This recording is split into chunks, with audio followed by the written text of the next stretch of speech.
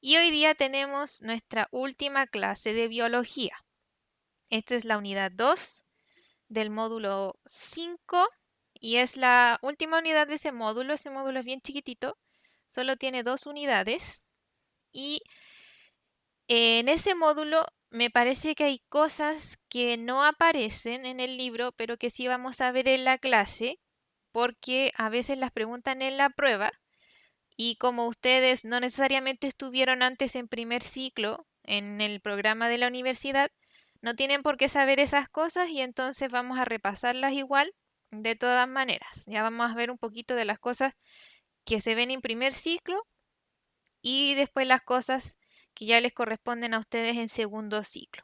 Y después nos vamos a dar cuenta porque teníamos que ver esas cosas que las ven los chiquillos que están haciendo primero y segundo medio. Ahí está la fotito, como siempre, de nuestra unidad.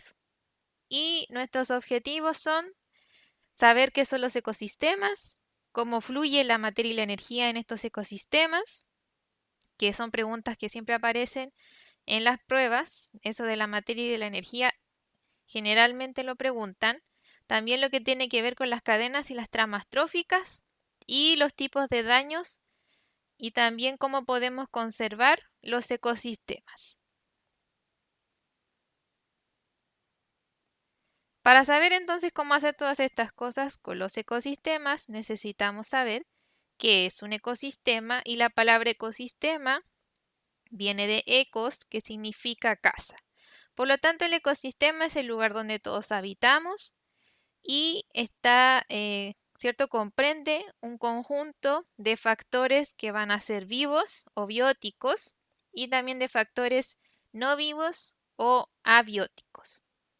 En los factores bióticos, entonces, vamos a estar nosotros, las plantas, las algas, las bacterias, los hongos, ¿cierto? Todas las cosas que tienen células y que tienen vida, por lo tanto. Y dentro de los factores abióticos vamos a tener los minerales, el agua, la temperatura, ¿cierto? La luminosidad, la radiación, todas las cosas que no tienen vida van a estar dentro de los factores abióticos y necesitamos de las dos cosas para formar un ecosistema. Y en la imagen aparece Chile, ¿cierto? Que tiene un montón de ecosistemas, tiene climas bastante variados que dan lugar a muchos ecosistemas desde el desierto, ¿cierto? Por arriba hasta el ecosistema polar en el territorio antártico chileno. Y dentro de estos ecosistemas tenemos entonces que hay un flujo de materia y de energía. Y cuando me refiero a flujo de materia, me refiero a cosas que comemos, ¿cierto? Que comieron quizás otras cosas, igual como aparecen ahí en la imagen. Y entonces tenemos ahí un flujo de materia que va de un organismo al otro. Y junto con esa materia nosotros también obtenemos energía. Y este flujo está todo relacionado en lo que se llama la cadena trófica. Siempre que digamos trófico, vamos a estar hablando de algo que tiene relación con la alimentación o con la nutrición. Y si ustedes lo buscan en el libro o en internet, también les va a salir como cadena alimentaria. Puede ser trófica o alimentaria. Cualquiera de las dos es lo mismo.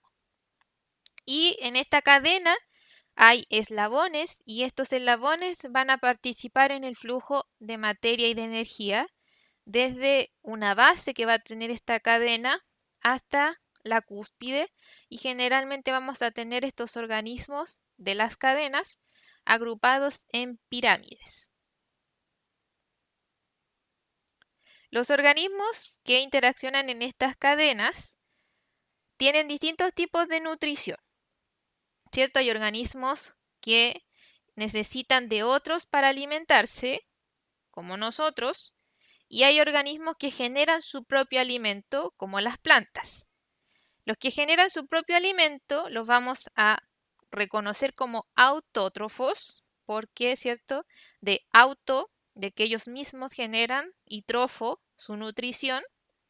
Y los organismos que se alimentan de otros ya sean plantas o animales, van a ser conocidos como heterótrofos. Y tenemos en la imagen, ¿cierto?, al maíz, a la gallina y al ser humano.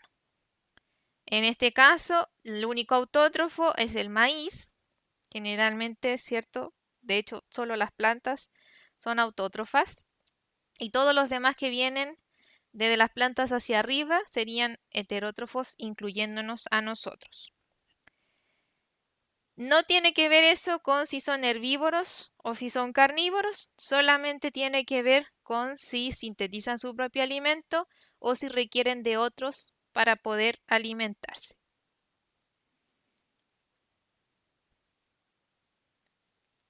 Y aquí en la imagen tenemos lo que yo les comentaba recién, que tiene que ver con estas pirámides en donde nosotros vamos a agrupar a todos estos organismos autótrofos y heterótrofos para después poder formar cadenas, ¿cierto? Estas cadenas tienen eslabones y por lo tanto tienen niveles tróficos. Y estos niveles tróficos nos van a indicar quién se alimenta de quién. Por eso están en esa pirámide, desde las plantas, ¿cierto?, en la base, hasta arriba en donde tenemos los depredadores. La base siempre va a ser más grande, no porque hayan más organismos necesariamente, sino porque es la base energética para formar la cadena. Ya las plantas son las que dan energía a todos los demás para que puedan subsistir. Y por eso la base es siempre más grande y esta base, que son las plantas, aparte de ser autótrofas, van a ser conocidas como productores. ¿Ya? Porque las plantas, a excepto de las que son carnívoras, no se alimentan de nadie, sino que obtienen su alimento desde los minerales, ¿cierto? El agua, la luz del sol, intercambio gaseoso, todas esas cosas hacen las plantas para poder alimentarse y los que siguen van a ser consumidores. Vamos a tener consumidores primarios, que son los herbívoros, que aparecen en la parte que es como lúcuma, naranjita. Están los bichitos, ¿cierto? Las aves y ese animalito que no sé qué es, pero son herbívoros. Después, en la parte rosadita vamos a tener a los consumidores secundarios, que son omnívoros. Y cuando dice depredadores se refiere a que son carnívoros también. Y tenemos ahí a los anfibios y a los reptiles. Y en el cuarto nivel vamos a tener a los consumidores terciarios. Y aquí tenemos, ¿cierto?, a también animales omnívoros y depredadores porque también son carnívoros. Y fuera de la pirámide, si ustedes se fijan, aparecen unas letras así como de costado y dice descomponedores. Y estos descomponedores están afuera de la pirámide y aparecen con esa línea bien larga, porque estos descomponedores, como dice aquí en el cuadrito blanco, van a actuar en cualquiera de estos niveles tróficos. Ellos no tienen una posición en la pirámide, sino que van a descomponer la materia de cualquiera de los niveles y por eso están afuera. Y la función de estos descomponedores es fundamental porque ellos permiten el retorno de la materia orgánica al ecosistema y, por así decirlo, ¿cierto? Ellos son los que permiten que el ciclo de la vida vuelva a comenzar. Sin los descomponedores, toda la materia orgánica que queda de los restos de los animales no podría volver al ecosistema para después generar tierra y de la tierra plantas. No podría existir nada de eso sin los descomponedores. Así que son muy importantes y los tienen que tener también muy en cuenta para cuando den su examen. Y en la imagen que tenemos aquí ya se puso un poco más complicada la cosa, porque en la vida real las relaciones que existen entre todos estos organismos que nombramos productores, consumidores, ¿cierto? Autótrofos, heterótrofos, herbívoros, carnívoros, omnívoros también, no son lineales, no van de eslabón en eslabón, sino que pueden entrecruzarse.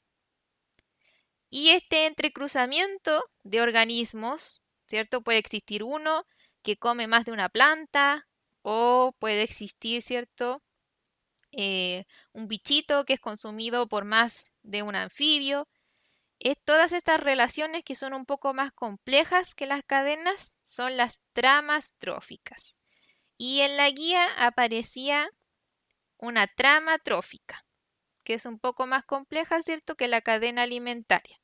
La cadena alimentaria solo existe para que nosotros podamos clasificar a los organismos y estudiar un pedacito de lo que sería la trama trófica completa. ¿Ya? Pero en la vida real lo que existe son estas tramas en donde las relaciones son mucho más complejas que en una cadena y existen estas líneas, ¿cierto?, que se cruzan de un lado para el otro. Tenemos abajo, ¿cierto?, la línea verde donde están los productores, que de repente la línea verde salta hacia arriba. No hay una relación lineal entre un organismo y el siguiente.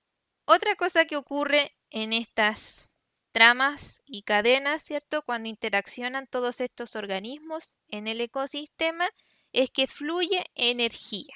La energía que nosotros necesitamos para vivir, ¿cierto?, fluye de un organismo al otro y este flujo de energía sigue una regla aproximada, no es exacta así, sino que es aproximada y es la regla del 10% que nos dice que solo el 10% de la energía, ¿cierto?, va al nivel siguiente.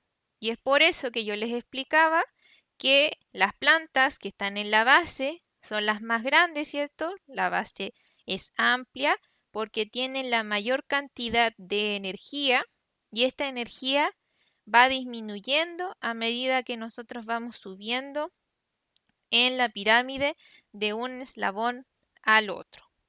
Lo que sí está en el módulo, ¿cierto?, que ustedes tienen en su poder, que es el librito, tiene que ver con los cambios que se realizan en los ecosistemas y cómo nosotros podemos conservar estos ecosistemas para el futuro. Y estas son cosas que ustedes deben saber de algún lugar, ¿cierto? Porque siempre salen en las noticias o también hay documentales, ¿ya? Como pasaba, por ejemplo, en la clase anterior con los de los dinosaurios. Aquí también hay cosas que a ustedes les deben sonar de alguna parte. Y tenemos que estos cambios en el ecosistema no solo están provocados por las acciones humanas, que generalmente tienen que ver con la contaminación y el uso indiscriminado de los recursos, sino que también tienen que ver con fenómenos naturales, como las erupciones volcánicas, los huracanes y los sismos. Todas estas cosas en conjunto producen los cambios en nuestros ecosistemas. Y para hablar de los cambios, ¿cierto?, que se producen en estos ecosistemas, primero tenemos que saber qué son los recursos que nos entregan los ecosistemas.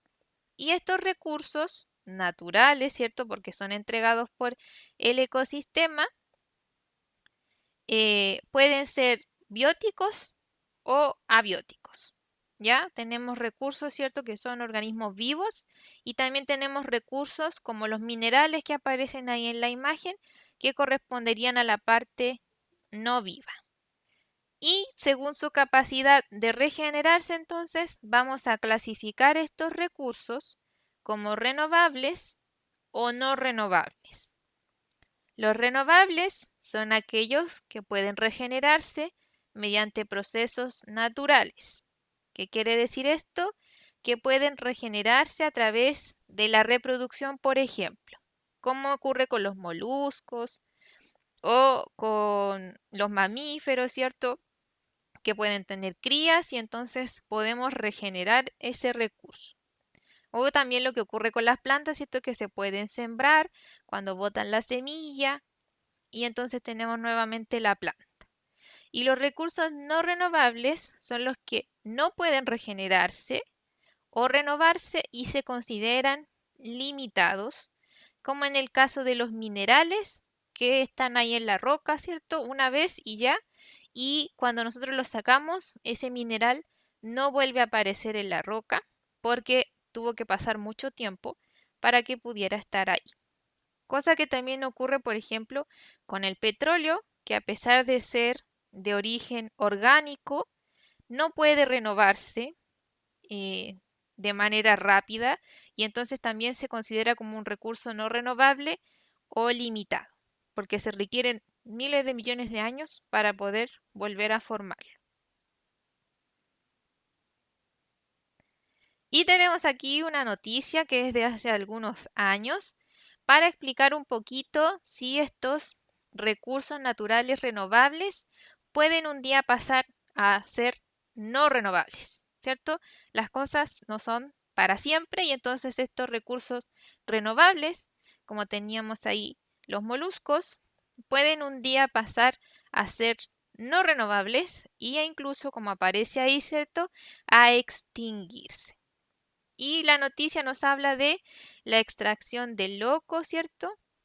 En donde existe una prohibición y se multa si no se cumple con esta prohibición porque se está perdiendo su capacidad de regenerarse y entonces puede extinguirse y no aparecer nunca más en las zonas en donde se explota de manera excesiva.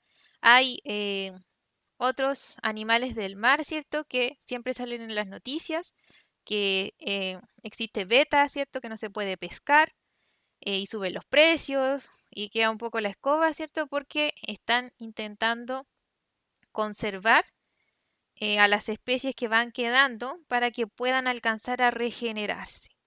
Ya hay algunas partes incluso en donde se hace una especie de siembra de estos animalitos en el mar para que puedan reproducirse y se protegen esas áreas y se pesca de una manera un poco más respetuosa para consumir lo justo y necesario y no de manera excesiva. Otra cosa tiene que ver con la contaminación del aire. Y desde los recursos naturales en adelante, aquí tenemos toda la culpa nosotros en todo lo que vamos a ir viendo con las contaminaciones. Y en la contaminación del aire tenemos contaminación por partículas en suspensión, por gases provenientes de chimeneas, que es algo que nosotros también vemos frecuentemente en las noticias en el invierno, emisión de gases de vehículos motorizados, micros, autos, motos, ¿ya?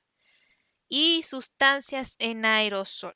Todos los spray, el spray que compramos para el baño, el spray que compramos para desinfectar, los desodorantes en spray, todo lo que venga en aerosol también contamina el aire. Y el GIF que aparece ahí en la pantalla, ¿cierto? Que se está moviendo, es para indicarnos cómo ha aumentado la temperatura de nuestro planeta en los últimos 150 años. Y esto tiene relación, ¿cierto?, con la acumulación de los gases de efecto invernadero. Ya, entonces se calienta la superficie de nuestro planeta y todo el planeta empieza a tener cambios en su comportamiento debido a este calentamiento, que si bien pareciera ser muy poquito, 1 grado, 0,5 grados, para el planeta es harto y entonces cambian todas las cosas, cambian las lluvias, ¿cierto? Cambian la frecuencia de las estaciones. En algunos lugares las estaciones ya no son tan marcadas como antes, ya no tenemos lluvia en los meses que llovía, ¿cierto? En los meses que hacía no tanto calor, ahora hace demasiado calor. Hay países en donde la temperatura sube tanto que aparecen todos estos videos en internet en donde se fríen huevos en la calle o se quedan pegados los zapatos. Todas estas cosas ocurren por la contaminación en el aire. Y como parte de la contaminación en el aire, tenemos la disminución de la capa de ozono. ¿Y qué es el ozono? El ozono es un gas presente en la parte superior de la atmósfera, ¿cierto? Que es esta capa que cubre la Tierra y que es invisible. Y el ozono es lo que nos protege de la radiación ultravioleta proveniente del Sol. Esta capa de ozono empezó a agrietarse y a disminuir por la contaminación por esa cosa que dice ahí, CFC, que son los clorofluorocarbonos, presentes en todas las cosas que tienen aerosol, refrigerantes, por la producción de las espumas y los jabones.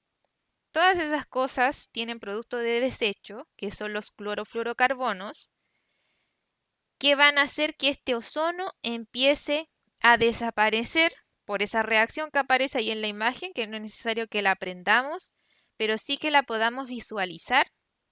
Estos clorofluorocarbonos se van a unir con el ozono que está en la atmósfera y van a romper estas moléculas de ozono para formar oxígeno. Y entonces nuestro ozono, que está recubriendo a la superficie de la Tierra, empieza a agrietarse y empieza a desaparecer. Se dice que este agujero en la capa de ozono dejó de aumentar e incluso ha empezado a disminuir porque se ha tomado conciencia de que es importante que esté presente, ¿cierto?, en nuestro planeta, si no estaríamos todos calcinados.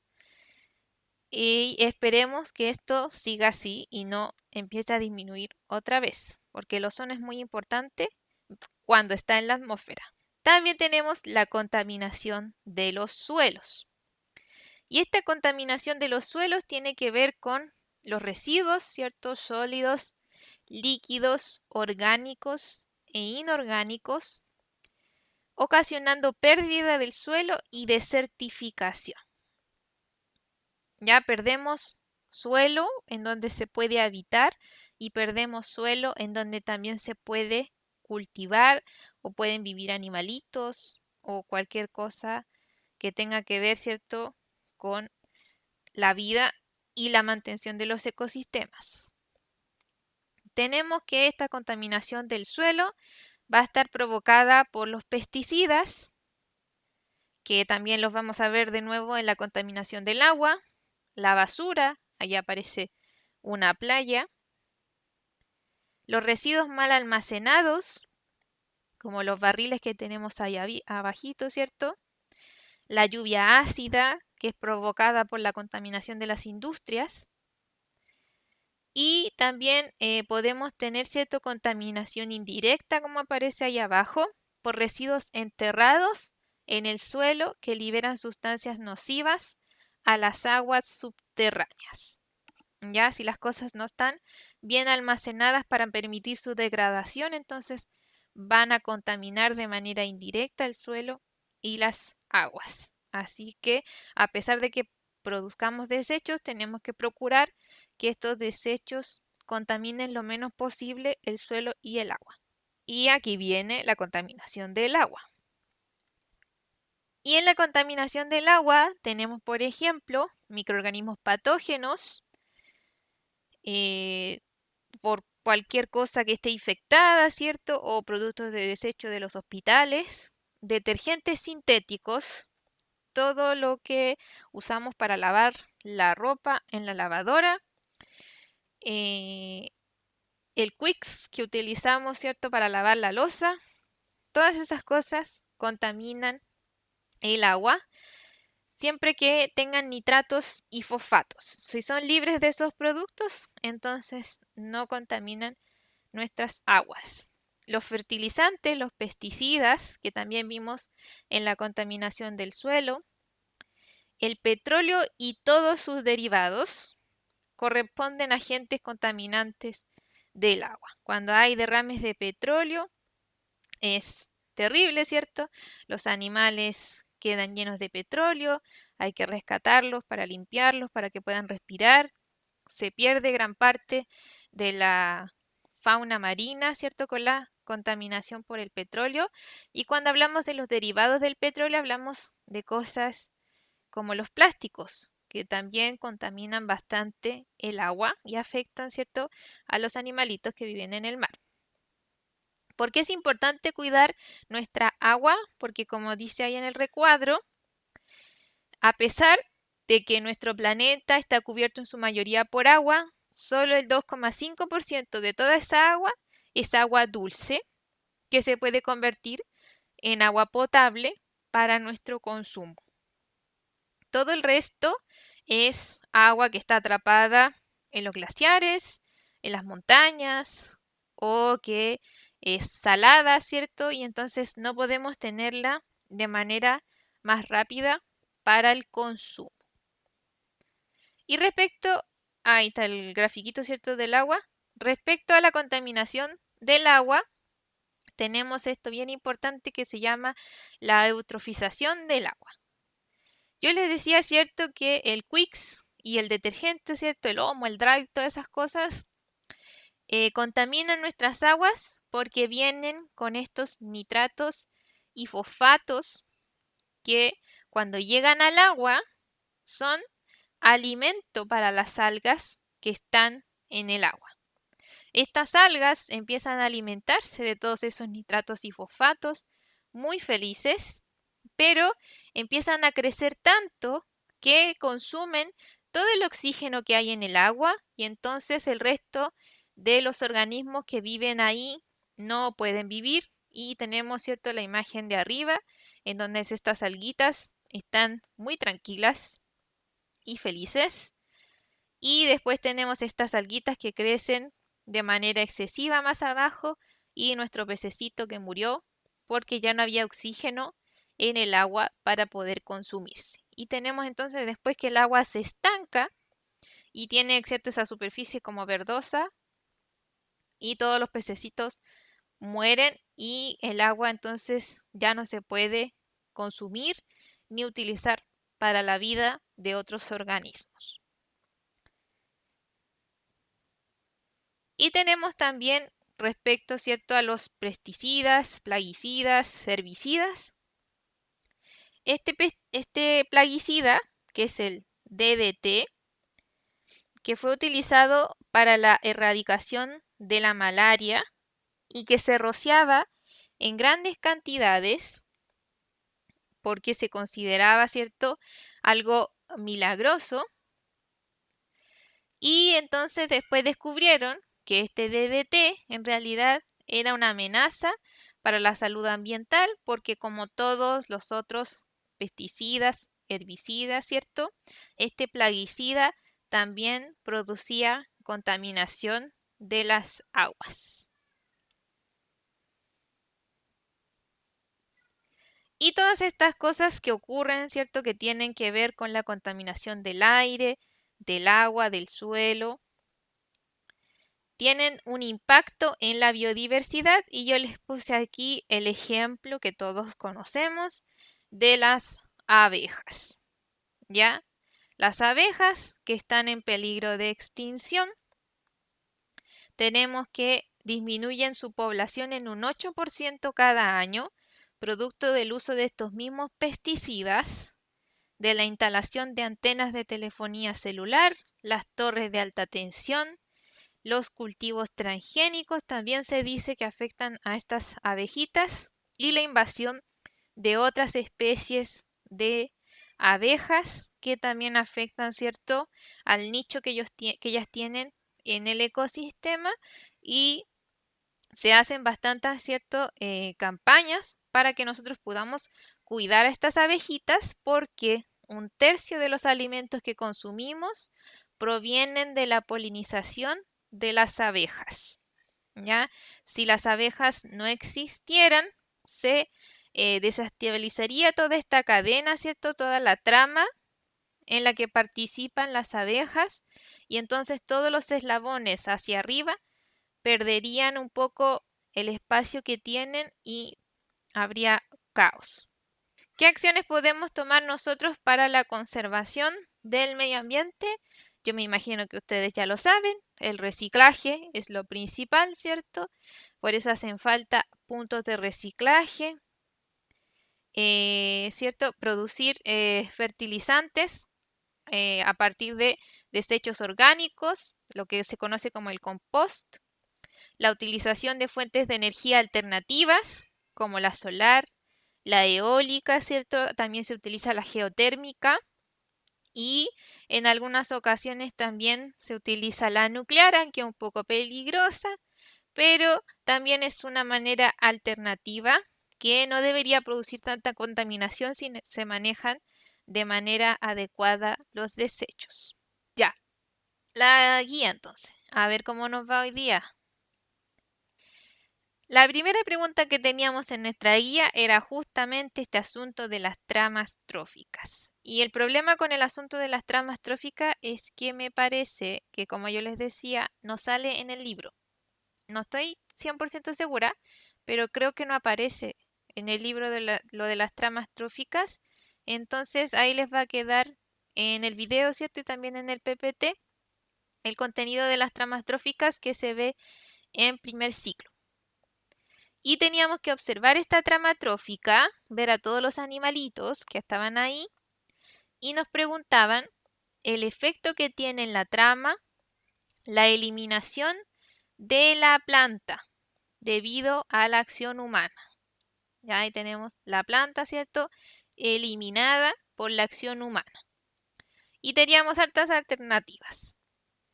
Aumenta la población de zorros, disminuye la población de ranas, aumenta la población de jilgueros o aumenta la población de saltamontes. ¿Van por la B hoy día? ¿Están haciendo sus votaciones? ¿Sí? ¿La B? ¿Eso creen ustedes? Es la B. Disminución de la población de las ranas. ¿Por qué es la B? Porque si las plantas no existieran, los saltamontes disminuirían, el jilguero disminuiría, los ratones también disminuirían. Y si el saltamonte, que es el único alimento de nuestra rana en esta trama, disminuye, entonces la rana también disminuye. Si la rana, el jilguero disminuyen, puede que los zorros también disminuyan. Entonces tampoco puede aumentar la población de zorros. Ya, ese parece de ahí que es un hurón. Si el hurón se come al ratón y el ratón disminuye, entonces también disminuye y disminuyen todos hacia arriba, porque la planta es la base de cualquier cadena o trama. ¿Ya? Si estamos en terrestre, ¿cierto? Nos va a aparecer así como plantita. Y si estamos en el ecosistema marino, nos va a salir el fitoplancton, que vendría siendo la base de la trama en los marinos. En la prueba les puede salir terrestre o les puede salir marino. Puede salir con esta cantidad de flechas o con más flechas. Así que tienen que estar ahí alerta a qué es lo que les va a salir en la prueba. En el ensayo yo les puse una trama distinta a esta para que podamos ir viendo todas las tramas que yo he ido recolectando de las preguntas que hace el ministerio. Esta trama, de hecho, está en un ensayo en la página de Educación para Jóvenes y Adultos. No sé si es la misma pregunta, pero sale la misma imagen. Después tenemos una pregunta súper larga de las chinchillas. Nos cuentan una historia de las chinchillas, de que las chinchillas fueron abundantes en el pasado y que las cazaron de manera indiscriminada para obtener su piel y que entonces ahora las chinchillas son poquitas. ¿Cómo afecta el tráfico de especies chilenas, como la chinchilla, al equilibrio del ecosistema al cual pertenece? Hoy día estamos rápidos, me parece bien. Es la C. Todos les fue bien en esta pregunta. Si las chinchillas o cualquier otra especie desaparece, no necesariamente se crearán nuevas especies porque eso no depende de la existencia o la no existencia de la chinchilla. No pueden aumentar sus depredadores porque ya vimos en la imagen anterior, ¿cierto? Que si disminuye la presa, disminuye el depredador. Y otras especies que realicen su función en el ecosistema es dificilísimo porque cada especie tiene su nicho y su rol en el ecosistema y entonces cuando desaparecen afectan el equilibrio de todo el ecosistema porque no hay nadie capaz de reemplazar la labor que ellos hacían. ¿Ya? Entonces es la C. Afecta a todas las especies que dependen de ellas, tanto hacia arriba como hacia abajo. Después tenemos, ¿cuál sería la consecuencia a largo plazo para las zonas selváticas? El avance del mundo urbano. Oye, ahora todo es diferente. A, B, C. Está difícil esta pregunta, parece. Vamos por las que hay que ir descartando primero para que lleguemos a la correcta. No es la D, porque si avanza el mundo urbano a la zona selvática, no puede aumentar la diversidad de especies, disminuye la diversidad de especies. Entonces, la D no es.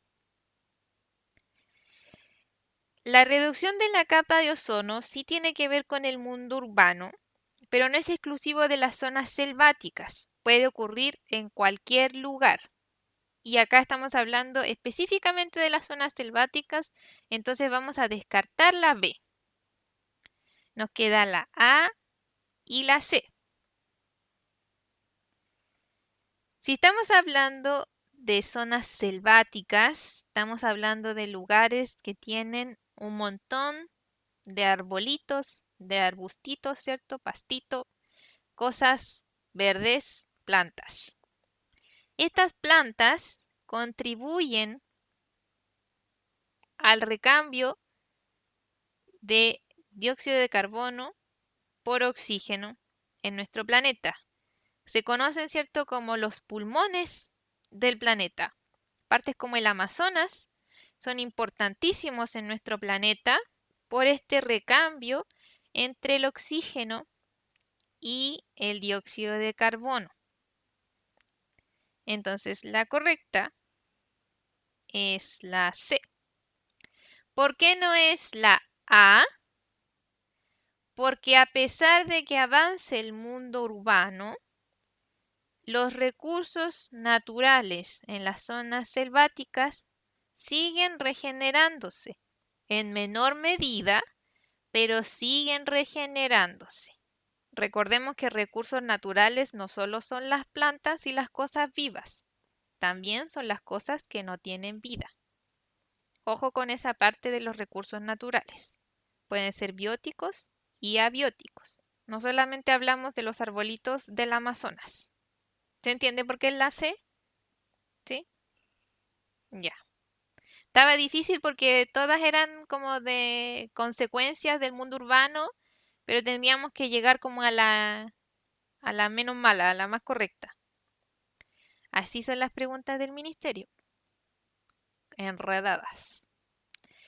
¿Qué consecuencia tiene en una cadena alimentaria la eliminación de los organismos descomponedores? Aquí sí que nos pusimos todos de acuerdo. Sí, es la B. ¿Ya? Recordemos, ¿cierto?, que los descomponedores estaban en una línea fuera de la pirámide, ¿cierto?, donde estaban todos los eslabones. Teníamos ahí afuera nuestros descomponedores, porque estos descomponedores actuaban en cualquiera de los niveles tróficos y lo que hacen es devolver toda la materia de estos niveles tróficos al ciclo de la vida, ¿cierto? La devuelven al ecosistema para que vuelva a ocurrir el flujo de materia y energía a través de toda esa materia orgánica en descomposición. Por eso son descomponedores. Muy bien. La 5 dice, hoy en día se sabe que la fauna chilena se ve amenazada cada vez más. En base a esto, es correcto decir, la caza disminuye la biodiversidad. Las especies propias nunca se acabarán. El abuso de los recursos naturales mejora el ecosistema. No hay por dónde perderse, ¿cierto? Es la A. La caza no regulada disminuye la biodiversidad. Cuando hablamos de biodiversidad, hablamos de la diversidad de las especies, ¿cierto? Si yo tenía un montón de tipos de jirafas y me puse a cazar un puro tipo de jirafa, esa jirafa desaparece, ¿cierto? Y entonces disminuyo la biodiversidad. Salió en la tele hace poquito, de hecho, una noticia, ¿cierto?, de unas jirafitas blancas que las habían empezado a cazar y entonces ya no teníamos jirafitas blancas. Pasa con todos esos animales que son como exóticos. La 6. ¿Cuál de todas las alternativas será la más perjudicial para la biodiversidad? La más perjudicial.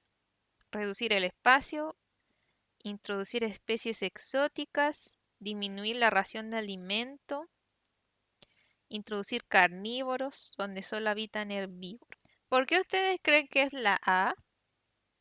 Ahora cambiaron a la C. Claro, si lo vemos desde ese punto de vista, reducir el espacio afectaría la biodiversidad. Vamos por las que no son para llegar a la que es. Yo creo que una, pero no voy a decir cuál. Ah, claro, la C no puede ser porque aunque coman menos, igual van a comer y van a seguir existiendo. La D tampoco puede ser, porque si introduzco carnívoros donde habitaban herbívoros, tampoco es como que están en una caja y se los van a comer a todos y van a desaparecer. Así que no es la D. Si introduzco especies exóticas en un lugar, sí voy a tener más especies, porque va a haber más diversidad, pero también es como un arma de doble filo, porque quizás esas especies afectan a las otras. Vamos a tomarlo como que introducir especies aumenta la biodiversidad, así que tampoco es. Y es entonces la A, como ustedes decían. ¿Ya? Si se fijan, igual las preguntas son como medias rebuscadas, así que tenemos que tratar de encontrarle todas las justificaciones. Estas de la última unidad de biología son todas así muy extrañas. Y en la última sale un esquema y este esquema me gusta porque sale en la prueba y cuando salió en la prueba nadie entendía cómo responderlo. Así que lo puse ahí para que lo viéramos a ver qué respondemos. ¿Cuál de las siguientes acciones humanas corresponde a la letra X del esquema? Esa letra X que está en el esquema la vamos a marcar. Ahí está. La letra X tiene esa flecha hacia el dióxido de carbono porque está produciendo dióxido de carbono. Este dióxido de carbono, que es un gas de efecto invernadero, ¿cierto? Tenemos que entonces buscar cuál de las alternativas produce un aumento en este gas de efecto invernadero. La A, la C me dicen.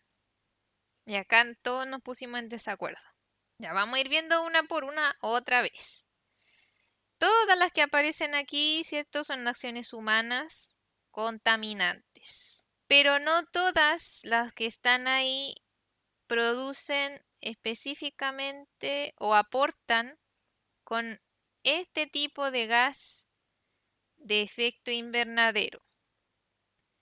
Si yo hubiese tenido que elegir poner una alternativa aquí, no habría sido ninguna de estas, porque creo que ninguna es lo suficientemente correcta para estar en las alternativas. Yo habría puesto algo como utilizar chimeneas, por ejemplo. Si lo vemos desde ese punto de vista, lo más cercano sería utilizar vehículos, que es la alternativa A. ¿Ya? Las bolsas plásticas sí contaminan, pero no producen gases de efecto invernadero, contaminan desde otras medidas. Los monocultivos lo que hacen es disminuir la biodiversidad, así que nos habrían servido para la otra pregunta. Y los insecticidas, los plaguicidas y todas esas cosas, ¿cierto? Los vamos a tener más en la contaminación del suelo y del agua que en la contaminación del aire, exceptuando por cierto los gases como los clorofluorocarbonos que afectan a la capa de ozono, pero que están en los refrigerantes y en los aerosoles, ya no en los insecticidas. Así que tampoco es la D.